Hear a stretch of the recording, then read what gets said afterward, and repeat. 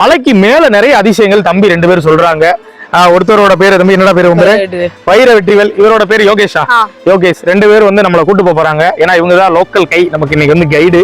இவங்க தான் நம்மளை கூட்டு போறாங்க. மலை எப்படி பாப்பணும், எந்த பக்கம் போவோம், இந்த பக்கம் வழிங்களா? சரி போங்க. மலைக்கு மேல போற இது வழிங்க. என்னன்னா நம்ம கீழே சுவாமி கும்பிட்டு இருக்கும்போது வந்து தம்பி 2 பேர் வந்து கோயிலுக்கு வந்தாங்க.